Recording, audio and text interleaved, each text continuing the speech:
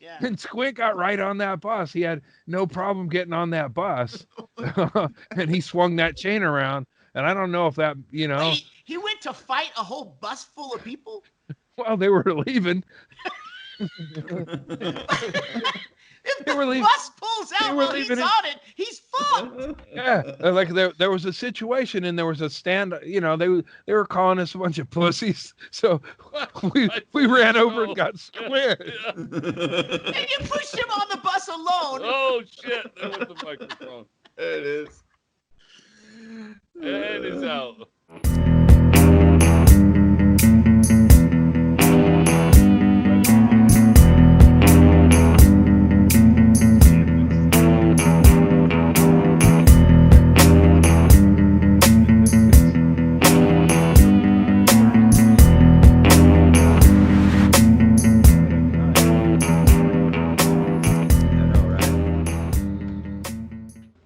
But I keep getting the 8-track experience, and I shouldn't complain about YouTube, but I've been watching a lot of YouTube stuff, and when I listen to it on my phone, it interrupts, like fucking mid-song. Like, I've been listening to a lot of Pink Floyd, and that, just like, there's just certain points in that song where it can't be more dramatic, and then it cuts to commercials, and then one of them is for YouTube Premium.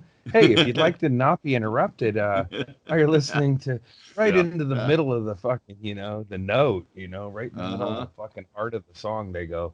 And then, then there's like 3 ads. And by the time that's over, you're fairly annoyed. I may try that YouTube Premium upgrade. They got me, that's for sure. Being that I'm having to try to use YouTube to learn how to do audio engineering shit for the last couple of years, and I'm not getting very far, but I got sick of all the commercials too. I just paid for the premium. How much is the premium? I know it's like $10 a month. Fucking bastards. Yeah. Hey, I had to sacrifice one of my other things to get that. I know. I don't know what. It's already such a thin margin around here. I don't know what to give up. Pornhub Premium. Yeah. Yeah. I guess I could cancel some of those things I forgot. It's what happens is you don't even remember you have shit. Yeah. And then you're paying for little increments. You have conversations with people. It's like, hey, do you know anything about this? And I don't know. And it's like, it's charging us this a month. Okay, we'll cancel it, because I'm not sure what it is either. There's no accountability anymore. You can't be accountable if you can't remember. Yeah. I mean, shit. I don't like being hassled, and then sometimes I go to the path. I used to change, like, whatever company or whatever. Remember when phone companies would call you? Yeah. And then I would go, all right, it sounds pretty good to me. And it was, just, I don't want to be bothered, And then when you get companies. In, so it would switch. Like, then somebody get home and they go, oh yeah, we're with a different phone company. Why? Yeah. Well, I can't remember, but there were a lot of really good points that this person made. It's what happens when you can't say no to, I'm sure it started young for me. The shitty part about that is then you get put on the list as like the easy mark. Hey, this guy fucking switched right to our phone company, and then they pass you around. Yeah, I'm just glad Stanhope got out of the business. He would have bankrupted you. He would have been my nemesis on the air. What is this again? You sound real familiar. You could have won a TV. Oh no, that wasn't me. Have you ever heard? I heard Doug do we got into Doug wasn't driving, but we totaled the rental car after a show in Cincinnati, and there was a snowstorm in and outside of the club, and we had somebody driving the van, and they hit the brakes just leaving the parking lot, and it was like the cab stopped coming up to the clubs, and there was this big party in the kitchen.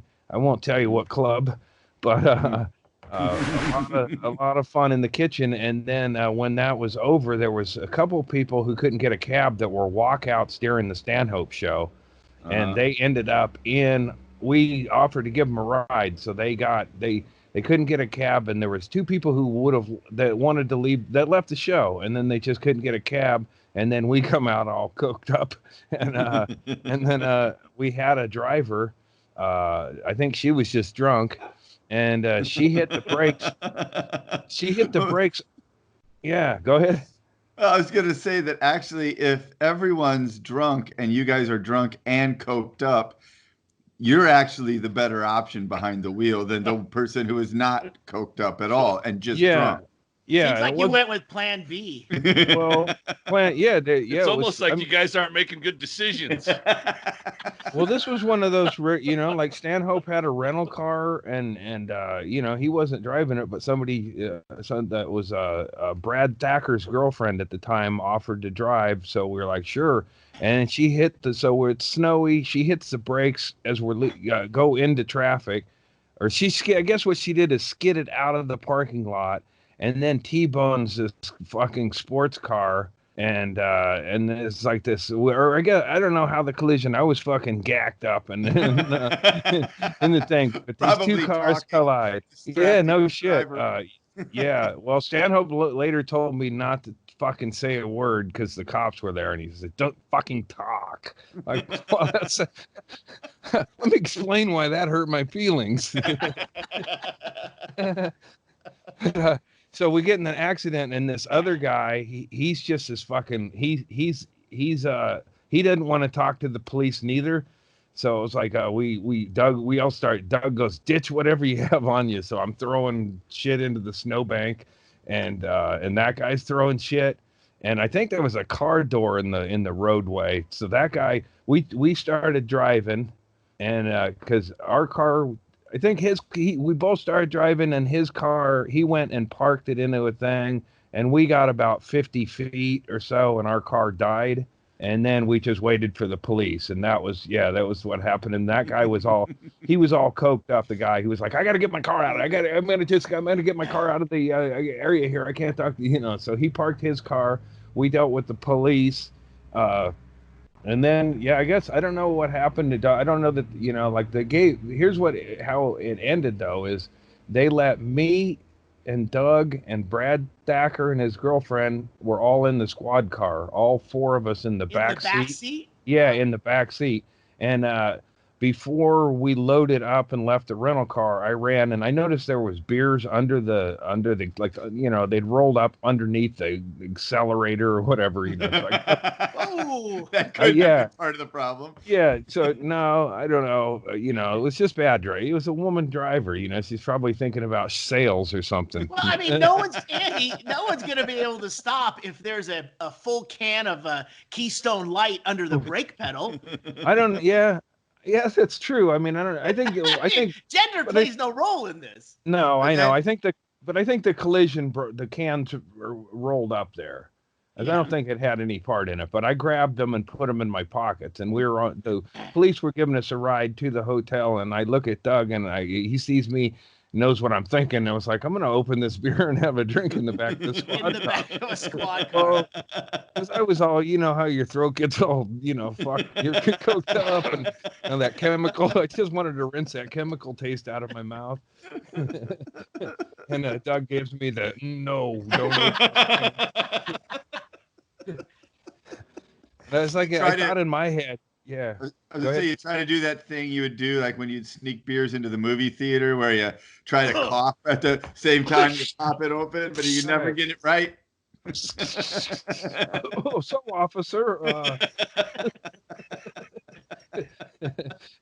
And I was thinking at that time, I remember thinking, I bet if I open this, I could have a drink, and it's like not really a crime because it's like, it's like the driver is the one responsible. You have a driver, and you're separated by a screen of some sort, right? Well, it's like if you were pulled over, if you were a passenger in a car and you were drinking a beer in the car, it would be on the driver.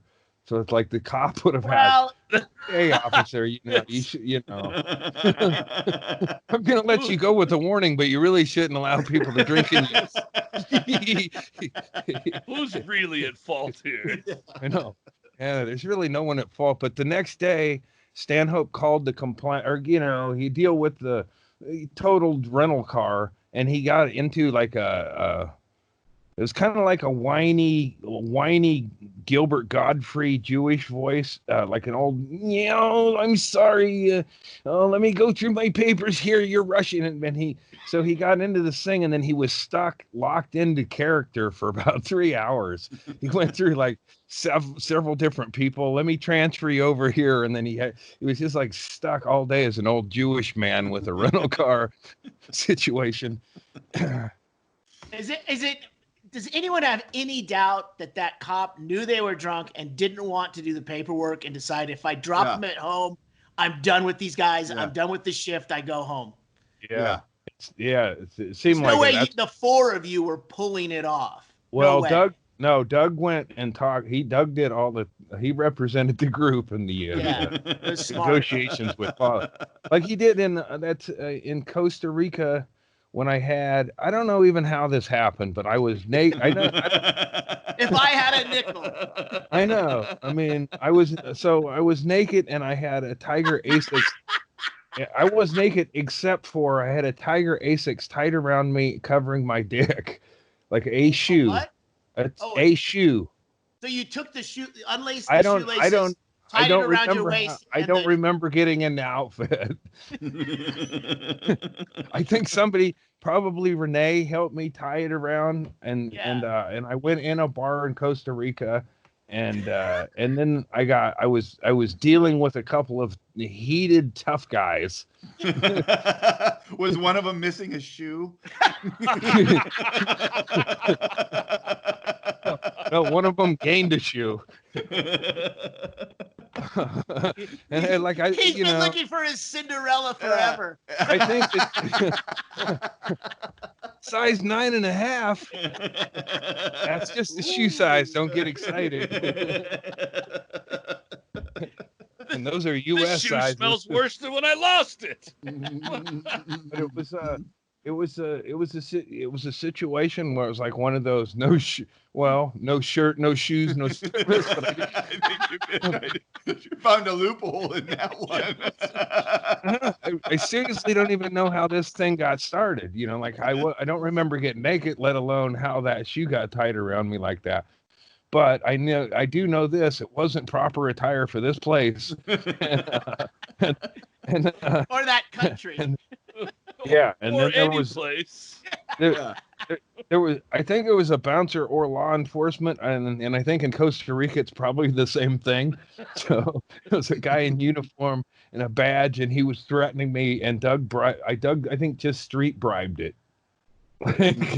Just come out and handed the officer enough money to make go away. Yeah.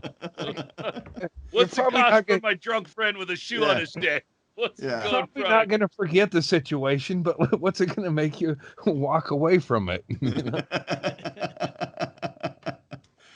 Oh, shit. I never did figure out the exchange rate. Cheers, gentlemen. Good afternoon. Yeah. Welcome, everybody.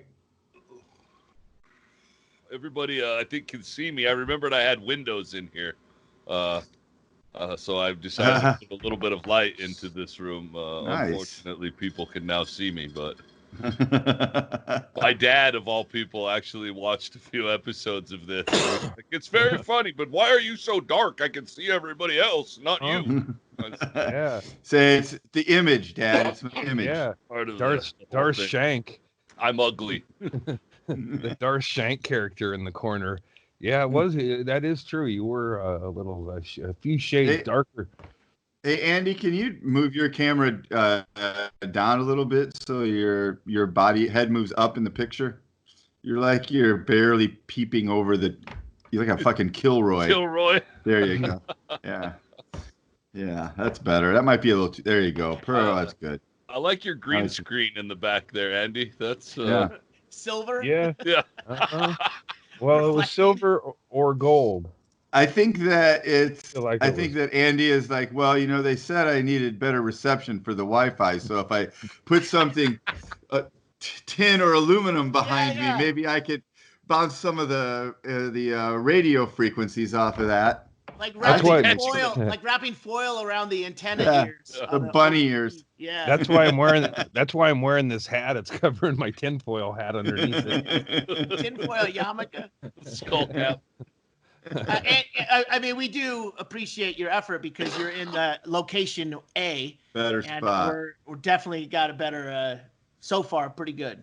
Mm-hmm. Sheryl Crow is up here to my left. Oh well, that's part of the equation, I think. The quarantine took a toll on Sheryl Crow. I peeled the tape, and her mouth is.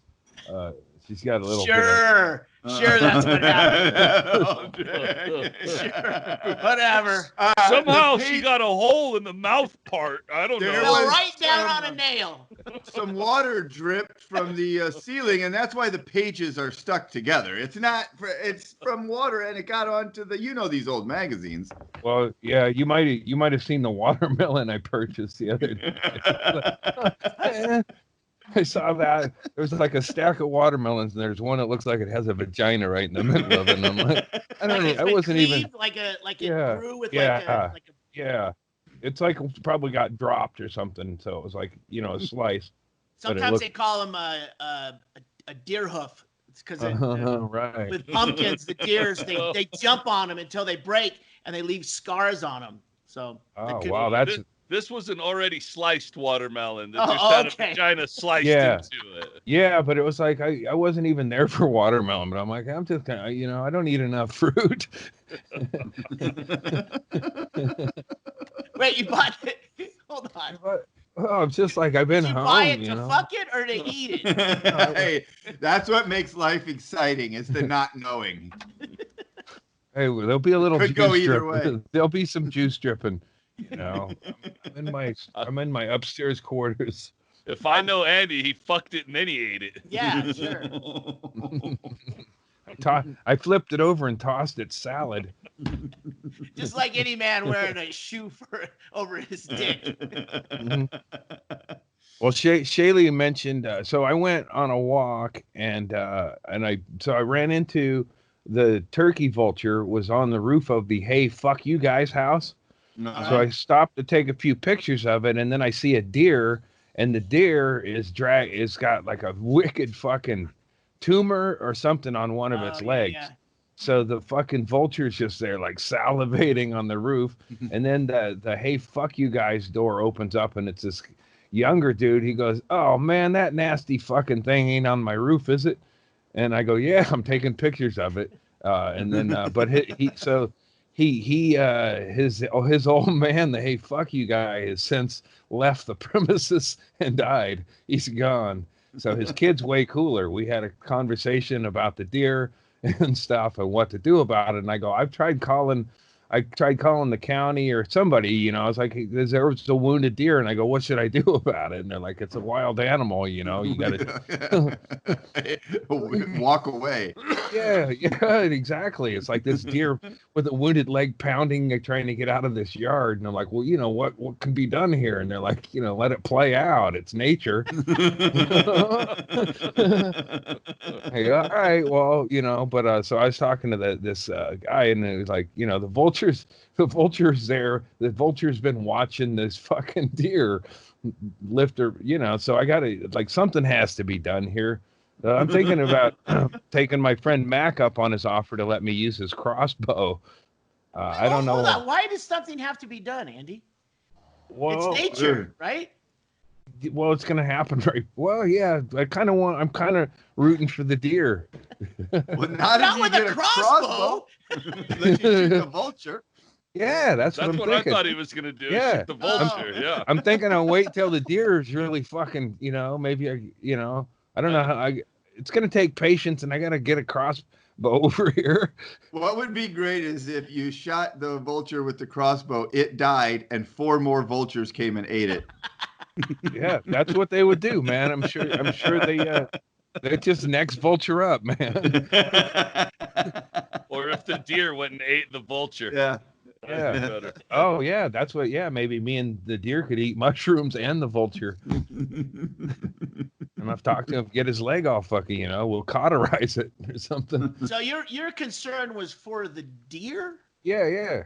I don't not a healthy vulture, look, but a tumor-riddled deer.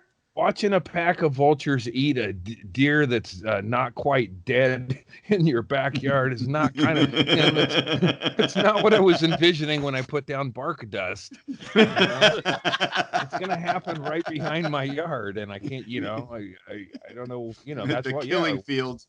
If I could fucking kill 4 vultures with a crossbow, I would be legendary in the deer world. Yeah, 7 in one blow. I don't know if deer talk about that kind of shit, but they definitely acknowledge it in some way. Damn, that was fucking. But that's what I think that's gonna happen. I got to come up with a name for the deer too. It's got a baby leg, something.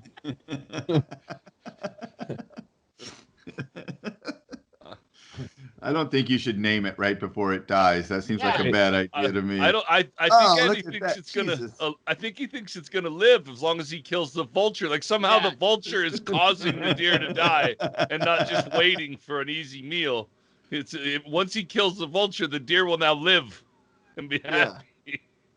If I could get it in Andy's world. If I could get that deer, so here's what I was thinking is, if I could get it to like drink something.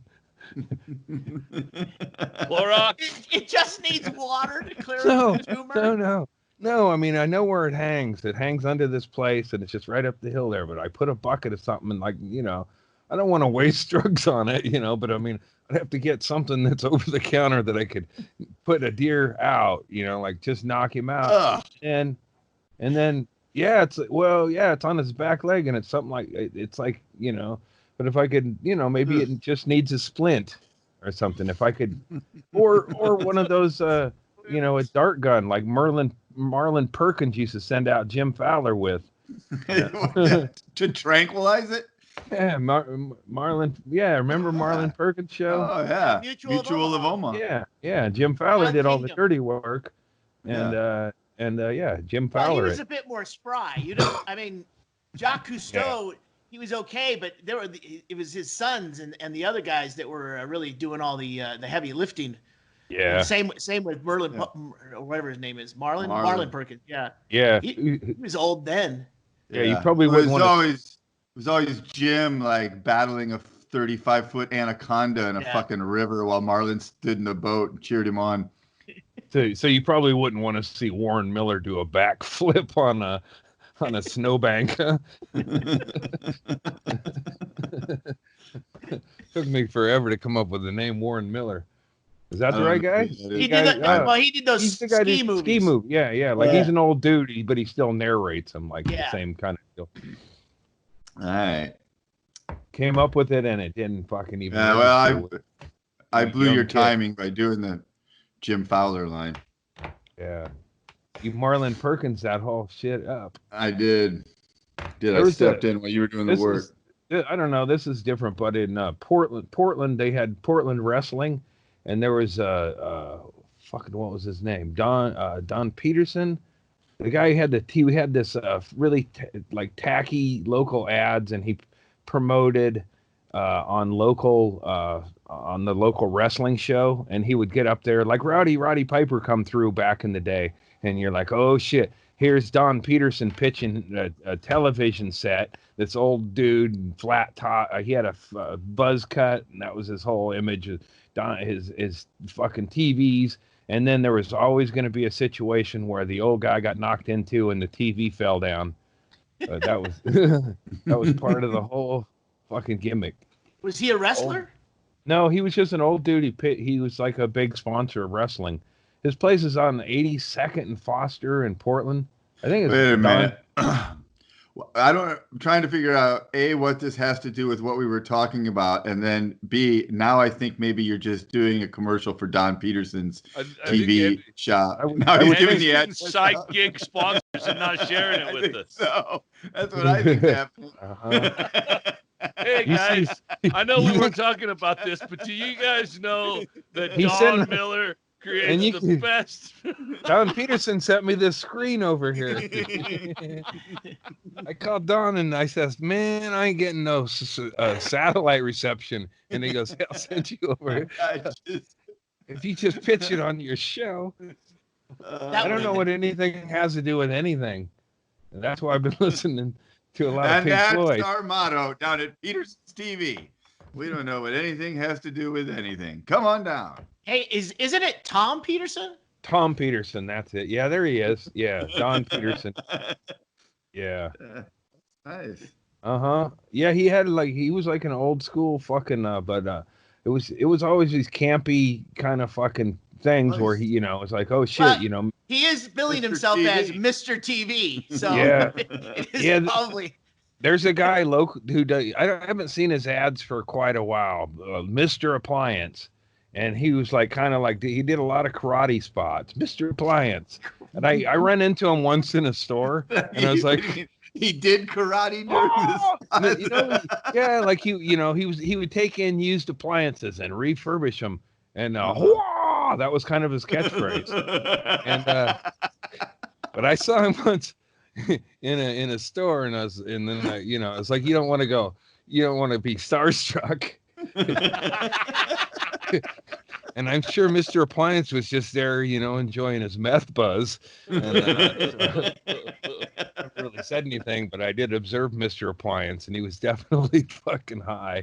And so, it made sense. It's like, I would have been disappointed if I met him and he wasn't high on meth, because the guy takes in used appliances and fixes them up, and that is not a plan that is put together. Yeah, there's a lot of guys doing that. My brother Larry fixed up toasters for a bit, and I was like, my mom's like, he's fixing the toasters, and I was like, he's doing meth again. I remember that argument. It's like toasters are $20. Well, when I know, and and I asked Larry about it, and he was like, he was like, I think he wasn't just like fixing them, he was souping them up.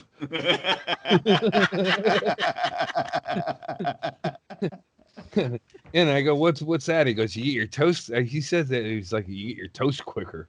I go, Mom, come on, man. But my mom liked to believe the best in everyone, and she was like, I don't think he's doing drugs. Like, no, well, I'd have those arguments where I felt like I was right, but there's really nobody was right when you argue. It's just like today, where logic really doesn't matter, and I would have all this logic and science behind me and point out his behavior with facts and shit, but it would still go back to, I don't think so. He said he isn't. Yeah. So how did Andy? Do you remember how he souped it up? Did he put like two plugs instead of one? I don't know. He was. I think he was back to like back when he had like, that's why one thing I don't like about clowns is Larry collected a lot of them. But I think how it worked is Larry kind of had a trade 'em company, or E-Trade, or Larry was kind of a middleman, but I think a lot of times when people didn't have cash and they were still interested in his product, I think they would bring junk, and Larry had an eye for junk, so he would he would go like, well, here's, you can get your drugs, and then I'll take that clown machine, like he had a clown head, like one of those egg, like those egg dispenser, you put a quarter in and get a prize. He had one at the entrance of a supermarket where they got all the stuff for the kids. Yeah, he had one that was like old school, but it was like he had a whole room full of weird clown shit, and it was like, what happened to, he claims he was never molested, but what the fuck, all the signs are there. I got brothers that I grew up in the same house under some of the same conditions, and it's like, what the fuck, man? Jeff collected G.I. Joe dolls and Hot Wheels, and he pinned them up on the wall. Like, I went to his house once when he was in his heyday, and he had signed helmets and stuff, and like all jammed up in his fucking, like he hoarded collectibles. And like, what the fuck, man? I'm glad I got molested and don't collect stuff. You just abuse drugs and alcohol like a fucking regular person that got molested. Right. Like I got stuff and then I didn't like it. Like when I was rebelling against myself in college or whatever, I would one time I threw all my clothes out of the window and then was throwing explosives. We had somebody dropped off some M80s and I was just throwing like that fucking scene in Boogie Nights where that guy's throwing fireworks in the house and then throwing little small charges of dynamite and trying to blow up my clothes because I guess I don't like collecting stuff. Or it was self-destructive or whatever, but it's like Larry's a hoarder. Larry has all kinds of weird shit and it's like I don't know. It's like that's a weird thing some people have is a desire for more fucking of the same. Like Mr. Appliance, he probably just started with 1 or 2 dishwashers that didn't work, and then he turned it into a whole lifestyle. He built a super dishwasher. Yeah. The thing about collecting shit is, it sounds like you need to have enough space to display what you're collecting. Otherwise, it looks like you're just hoarding shit. Right. You know what I mean? Like if you're going to have football helmets, you got to have enough room to put them all out. So it's like, oh, here's your collection of football helmets. Otherwise, you've got a pile of football helmets jammed into a corner somewhere, and you're a fucking hoarder. They're conversation starters, but they end up with the most boring fucking people. Like, you got to dig through. Oh wow, you got a Jim Kelly signed helmet? Weird fuck. That's what that story that I told a couple podcasts ago with Larry finding all Jeff's stuff in a dumpster, and why it was like concerning to Larry because Jeff had all this collectible shit, but Jeff's wife at the time decided to just throw it in the garbage can. But it was like, that's how Larry knew. It's like Jeff would never, Jeff's not crazy. He wouldn't throw G.I. Joe dolls in them. Still in their package, That's money. Mm-hmm. Yeah, he was. Guys, I hate to. All right, you got to go. Yeah, well, Doug told me I had a conference call with Audible today because of the production coming up on the book, and he said 3:30. I just assumed when he didn't say East Coast, West Coast, he meant local, and he just now texted me and said, "Hey, the conference call is now." So I'll be back. I'll just leave this up. I'll be right back. Can you put Inman up there on the screen? Yeah, Inman's. Yeah, put Inman's face up there. There we go. Okay, yeah. There we go. I'll be back, guys. Yeah, perfect. This will be the least annoying he's ever been. Look at how professional he's gotten with Skype. That's actually just as effective as he was on his last Skype attempt. That was before. There's no audio, and it's just a picture that he's not quite framed in. I think he was still liked at that comedy festival on that day. I think that was the day before the Unbookables premiere. Yeah, I'm talking about his last appearance on Doug's. Oh yeah. Well, where they couldn't get the sound to work. Poor guy. Yeah, that was funny. It's really the only way to effectively consume James Inman is in absolute silence. Well, the thing is I haven't watched it, and I don't feel like I missed any. I mean, it's funny, and I know, and it's like it's like I don't know if you see enough previews of a movie that you get an idea of the movie without seeing the movie, and then when you do see the movie, you go, "Well, I think I've already seen this." Yeah. Yeah, you've got enough voicemail messages, I think, to get the gist of what the whole podcast was. He hit his marks. Yeah, and then I can just couple that with my own experience of when my own meltdowns of technology and shit. Yeah, I've been like watching a lot of people doing these kind of things or whatever, and it's like people go on the Dan Patrick show and it's like, why don't they fucking level up their computer? It's like they're doing an up your fucking nose shot or whatever. It's like it's amazing how many people are willing to go on TV and not even like fucking although I went with the big big top today. We had to ask you to move your camera so that you weren't just shot from the chin up. Like that's what's that's what's going on. Is I think there's not enough. Yeah, there's not enough producers out there. The producers are home. That's the problem. The producers are in apartments, and the other guys are in houses.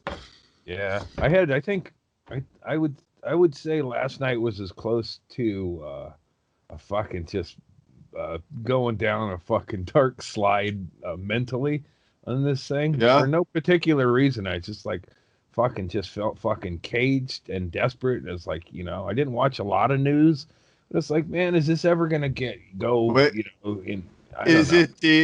was it because of the Bryan Adams meltdown? Did that since we just heard your story of throwing up on your foreman's shoes in order to go to a Bryan Adams concert in 1992? I thought this news of finding out that Bryan Adams I dove in, you know, because I haven't racist. Yeah. He is. I think he isn't. Well, but he's mad at the Chinese. He mimicked. He's probably just stupid. Let's give him the benefit of the doubt, you guys. Well, it's hard to tell when somebody's stupid if they live in Canada. You know, because I'm wearing a Canadian jacket, but all Canadians, you're like, are they simple or are they just thoughtful? Or are they, you know, what's going on? You think instead of them being very polite, they're just so simple they don't know how to be mean? That's it. Yeah, but so and they're not like, you know, like I tweeted the other day that I think Bryan Adams was trying to be kind of like a Dennis Miller-esque back in the day rant where, you know, what is it with this wet market, these bad eating? But it came across as a guy complaining about, you know, it's hilarious because he's more supposed to be like, it was supposed to be like the Tommy Lee rant against whoever the fuck it was, Trump or whatever. Or Pence. You know but what? It came off. It did not come. It came off more like you know, fucking Gran Torino. You know. Yeah, like a Mishka. Like, you know, I should be doing this. I'm sorry about my fans missing out, though. That's it. It's like, you know, I'm supposed to be doing this, but because some bat eating, and then here's where he fucked up. Is like he said some greedy bat eating bastard. Yeah. like the people eating bat soup and oh, you extravagant! Oh, you fucking extravagant rat! You know, like Anthony Bourdain visiting. These hoity-toities have to have their bats made into soup. Yeah, like, oh man. I can't wait to win the lottery so I can go get me a dog at a wet market. You guys remember when Ozzy Osbourne used to eat bats live on stage and it wasn't a problem? No. Well, that might have been more of a prop. Maybe that's what really started the AIDS crisis. That was about the same time, wasn't it? Right. I tweeted. You know, that's what I tweeted when it was about somebody fucking had to have sex with a monkey in a wet market. I read. So people made the comparisons, and I've been following Richard Marx since I danced to his music at my wedding. Yeah, he's been bringing the heat. Richard Marx is he's fucking hilarious on smart. Twitter. He's smart, uses some proper punctuation, and people want to give him that fucking shit on him for being a fucking has-been or whatever, and he's still making music, and then it's like Bryan Adams is the Canadian Richard Marx, but you go back and you read, there's not a funny tweet in Bryan Adams' arsenal, you know. He didn't there's probably not a romantic love song he's ever written either. It was that Richie Valens guy who wrote all the fucking good songs. Bryan Adams probably just like sat around eating fucking tofu and fucking but here's what I hope happens from this is I don't think Bryan Adams is a racist. I read a bunch of his fucking things. He was trying to, you know, he didn't really, you know, he didn't think it through. And then you know, the greed and the fucking bat eating made me laugh. Though. I was like, that was so unintentionally funny. You know, Yeah. I can't go out. Yeah. I can't go out and do concerts for $175 a pop for some fucking. You talk about a wet market. Yeah, you talk about a wet market. Bryan Adams audience full of soccer moms. That's your wet market, and he's bemoaning that he can't fucking make all that money because some greedy fucking wet market bat eating.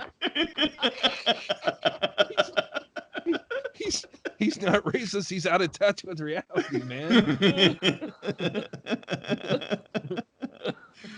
Oh shit. But so here's what I hope happens is I don't think he's racist, but I hope a bunch of racists fucking jump to his defense and have to go to his concerts. Like, we're Bryan Adams fans, like, and then have to go listen to all that shit, that soccer mom anthem shit.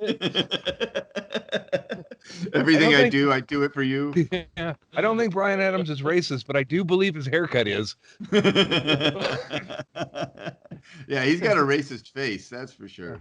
But I used to really like pattern my haircuts after Bryan Adams, and I actually did this last haircut kind of unintentionally, Brian, because I've been cutting my own hair like you have to do, and I was like, I got to cut a little close a couple of times, like I better quit, or people think I'm a racist.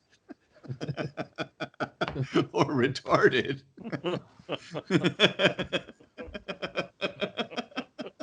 The hard part is getting the back of your head. Well, that's where you start looking like a racist retard, if you're being honest. Oh, yeah, I think so. Oh, Andy. Looks good, man. Looks all right. Yeah, if you get enough I'm just letting it grow out. Yeah. Well, mine gets all fucking up in a fucking frizzy hump or whatever, like a Greg Brady hair. One time I haven't had a haircut in like fucking 10 years, and I'm just letting mine fall out at this point. So as soon as it's thinning out, so as soon as I look like Gallagher, then I'm just gonna shave it all. Does it still grow? No, same length. Same length. It just stopped. It just got to the end. It's like, well, that's all that we do. Yep. I was thinking I've never seen Chad's hair, but I have seen the Butcher Bald Knob's hair. So yeah, similar like dudes, you know, like Gallagher and Gallagher too. They're, you know, right. I had one time I saw this picture. One time. I think it was after. Well, it was like, you know, Tracy. after fucking burnt out and after getting molested. You know, anyway, I went to a stage and I got a perm.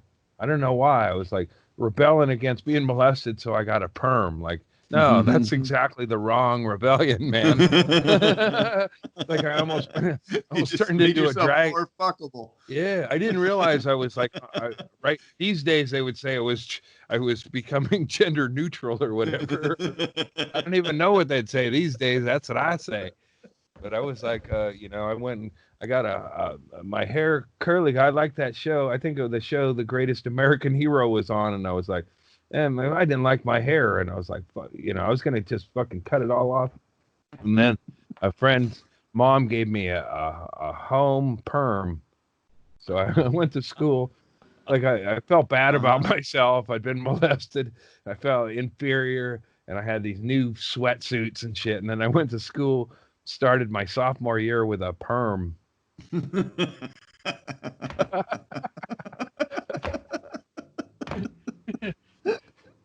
You know, look, you can't look cool. You can't look cool with a perm. You know, kids don't look cool with that kind of hair anyway. And kids who have that kind of hair try to cut it short. And then I got I started my sophomore year with a mini afro. Like, you know, I don't know why I wasn't even like considering suicide at that point. It was only like later on in high school that I got, you know, once I could drive, and I was like, oh yeah, this really opens it up, you know. I guess I wasn't suicidal now it's possible. Yeah, I guess I wasn't suicidal then, as I just didn't have any real options. Right.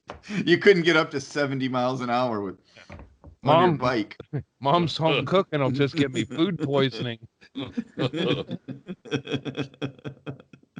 wasn't enough pills or anything there. Oh shit! Cheers. I'm not drinking today. Yeah, I'm trying to limit. Well, after Sunday, that was a long one. Yeah.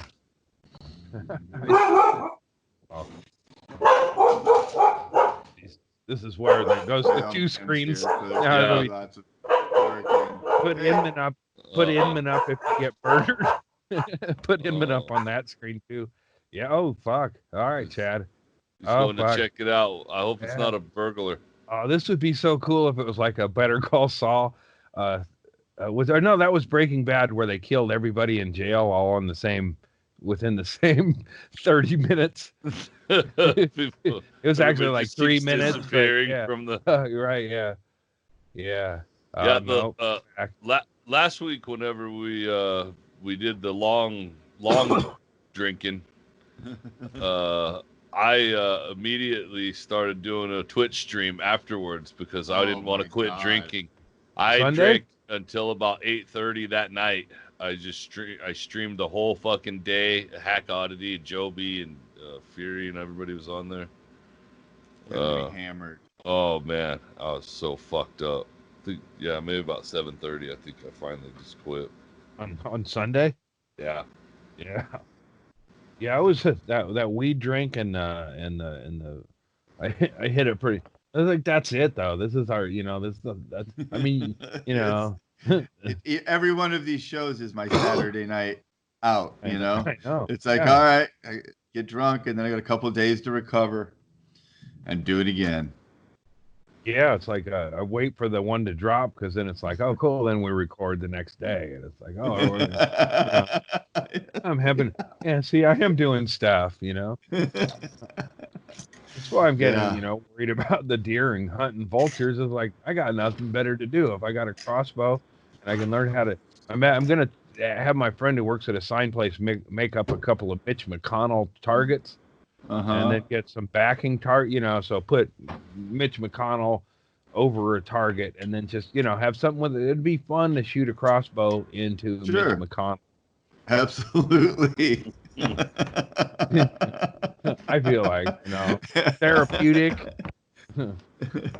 I wouldn't go after any bigger targets because then people would accuse me of some sort of Kathy Griffin-esque terrorist act where I posed with the fucking dummy head of the president. They tore her. They destroyed Kathy Griffin's career that never should have been that big anyway. They destroyed all what they the PR people made. Yeah. They restored the natural order. I know. I saw a tweet from you the other day, Andy, that I thought for sure I wasn't going to see you on Twitter for a while anymore. Oh, which one was that? I think it was one where you just fucking die Trump. Yeah. Die Trump. That was it. I run out of ways to say, like I bring up come on, somebody, be a John Wilkes Booth out. Where's our, or whatever. Or try to, I even implored the try FBI to inspire people with your the CIA not to be such gutless cunts. It's like, if there was a club owner, the guy who ran Harvey's Comedy Club would always say fucking negative shit about comics. Like, I don't know why comics try to write scripts. Why don't they just stay, basically stay in your lane? He'd say that back in the day or whatever. I was like, could you imagine working for a boss like Trump that just, and you're like, and he just shit on everything and then your grandma dies?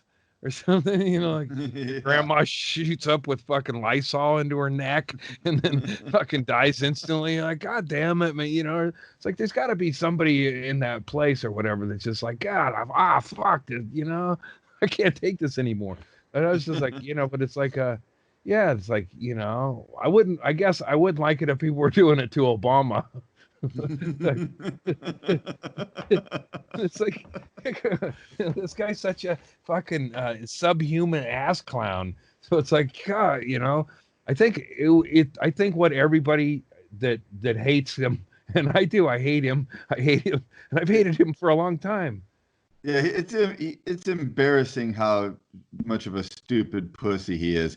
When he walked off out of that press briefing the other day, it was just fucking stupid. It's like this.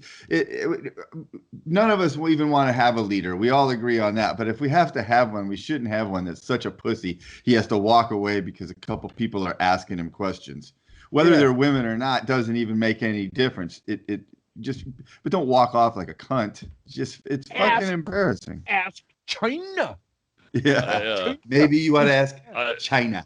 Fuck you. Howard Stern I listen to Howard Stern a lot. Yeah. He's been fucking nailing him almost every day. He starts off the show with just railing him, and he goes, "Listen, I don't hate Trump.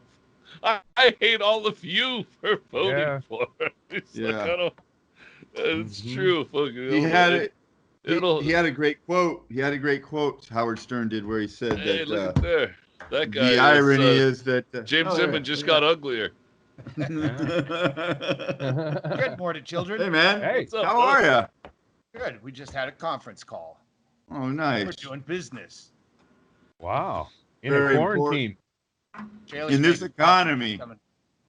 Well, stay there. You're filling if you duck down a little bit, you'll have Inman's hat on there. You had it on perfectly for a second. Those are big shoes. Those are big boots to fill, and even Inman doesn't fill them. I don't understand it. Inman's like Trump, where he wears Trump says he's taller or his shoes are bigger. Like Inman wears work boots that are worn out work boots. And honey, he's never done any of that kind of shit, but they're like 2 or 3 sizes bigger than you would want. Like, if you were actually wearing those on a work site, those would be dangerous. He'd constantly be getting them caught in things. Yeah.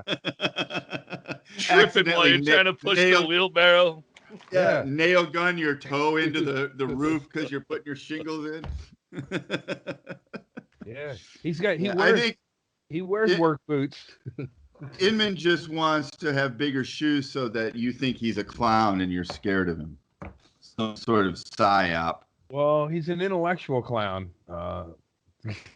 He's an intellectual. Yeah. He's a Buddhist clown, I guess. I would like someday when Inman. Yeah, like I don't know. Maybe somebody could make it, but wouldn't it be cool to have a Buddha Inman? Because he's the only Buddhist I know. So I'd like to, like they have in the restaurants, just fucking Inman. He's built like it anyway. So all he has to do is just sit in he probably does it. When just somebody get a picture of Inman meditating and and you could make a Buddha, like you could put it in your yard, like a fucking fat James Inman Buddha. Yeah, we could sell Inman Buddha. Garden gnome. Well, that's one of the tenets of Buddhism is make a buck off of it. Yeah, who wouldn't want a James Inman yard Buddha? It would ward off good luck.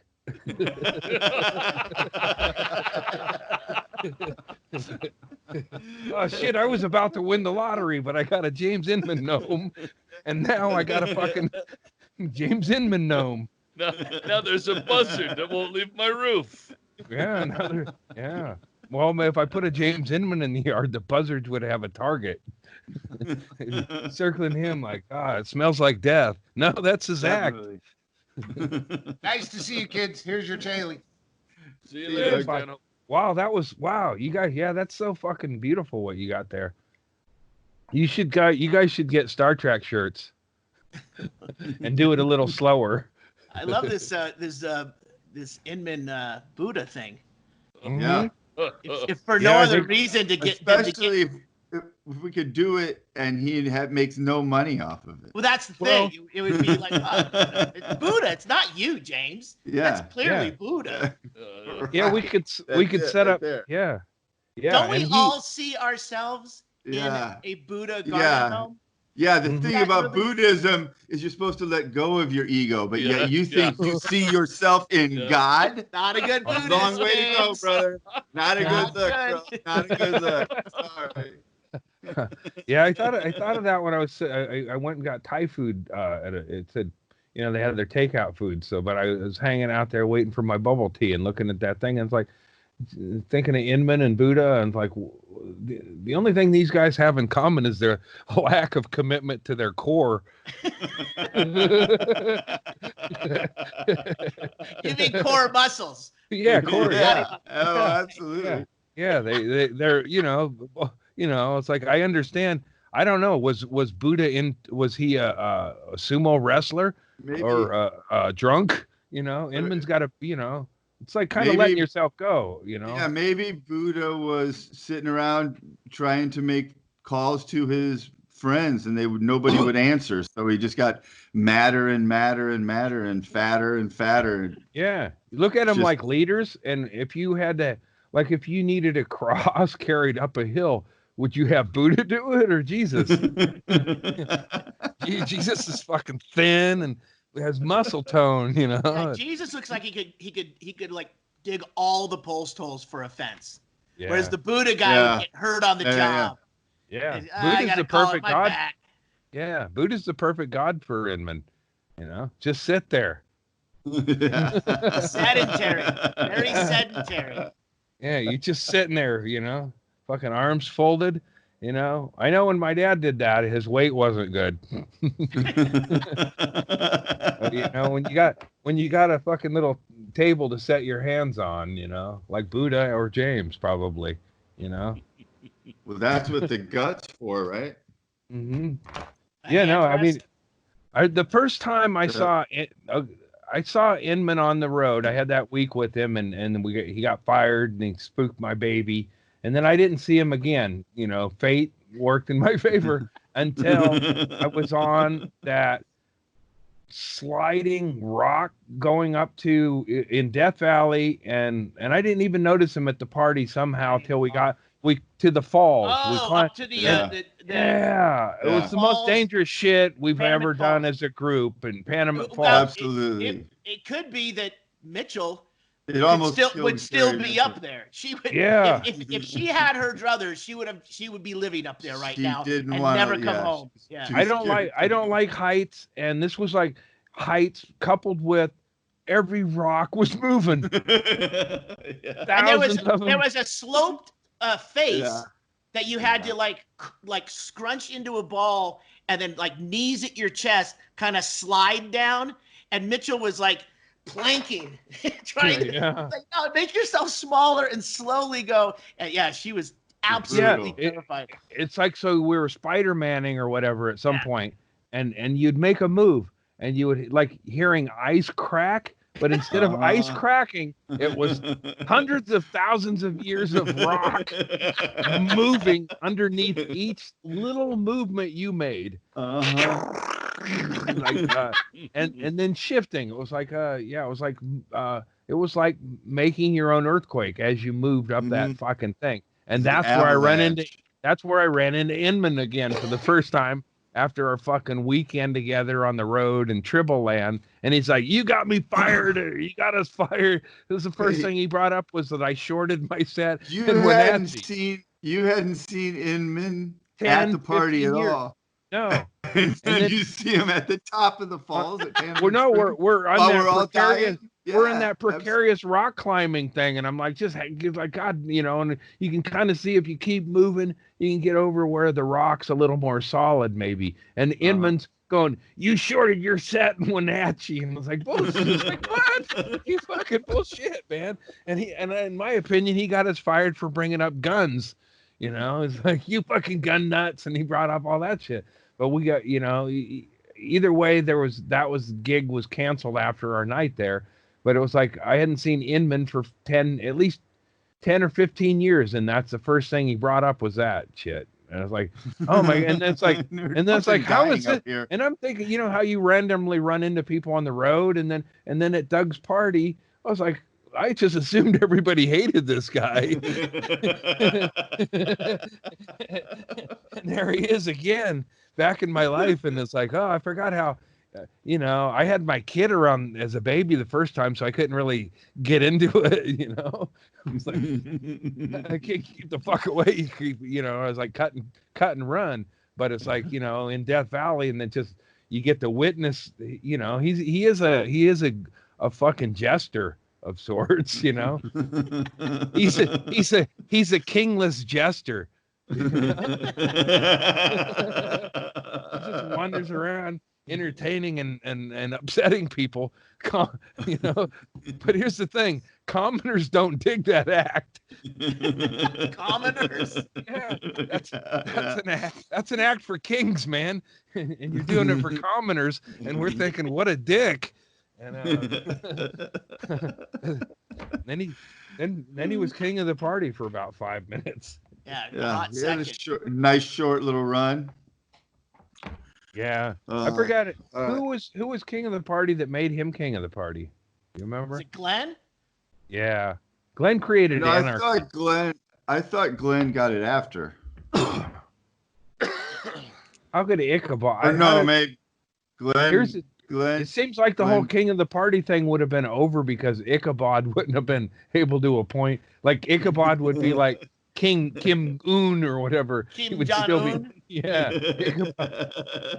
I guess Henry Phillips is king of the party by surviving the situation. Next in line. Yeah, next in line. The sister. All right, gentlemen. That's a solid hour right there. I feel good about it. I say we say so long, and we make a drink, and we wrap it up on the Patreon. Sounds good to me. All right. Perfect. Goodbye. If you want to hang out with us for a little bit longer, join our Patreon. It's cheap, and we do this for a little bit longer every time. You can join us over there. If not, we'll see you next time. Cheers.